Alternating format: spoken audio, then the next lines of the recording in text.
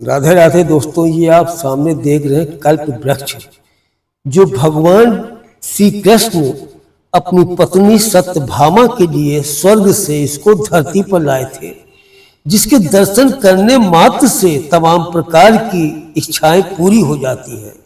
और भगवान श्री कृष्ण ने अर्जुन जी को यहाँ पर से तमाम कई प्रकार की शिक्षा दी थी, जैसे कर्म योग, ज्ञान योग, भक्ति योग, क्षत्रिय योग, विश्व रूप योग, अनासक्ति योग, आत्म साक्षात्कार योग, ये तमाम शिक्षाएं इनको दी थी।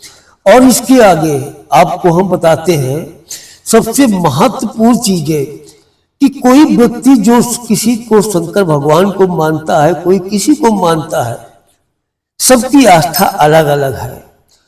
और किसी के मानने से, कौन से भगवान के मानने से क्या फल मिलता है, ये बहुत कम लोगों को मालूम होता है। तो आइए उस पर हम बताते हैं।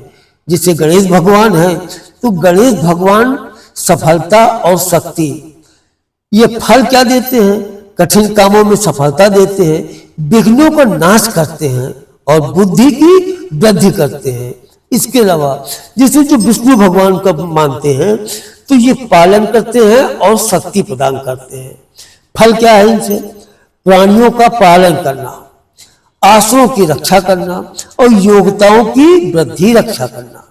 अब जैसे शिव भगवान है, तो शिव भगवान को जो मानते हैं, तो ये कल्याण और शक्ति देते हैं, अनिष्ट का नाश करते हैं, कल्याण की वृद्धि करते हैं और निश्चितता आर्यप्रायता की वृद्धि करते हैं।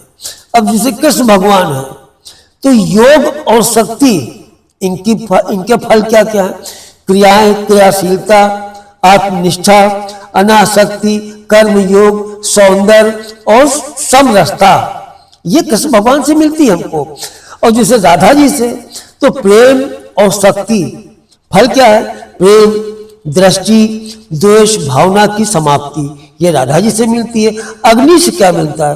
अग्नि से मिलता हमें तेज, शक्ति, फल क्या है? उष्णता, प्रकाश, शक्ति और सामर्थ्य की वृद्धि, प्रभावशाली, प्रतिभाशाली, तेजस्वी होना। इस तरह सरस्वती से हमें क्या मिलता है? बुद्धि मिलती है, शक्ति मिलती है। फल मेघा की वृद्धि होती है, बुद्धि की पवित्रता होती है, चतुर्थता आती है, दूरदर्शिता आती है और विवेकशीलता आती है। अब दुर्गा जी से पूछिए क्या मिलता है?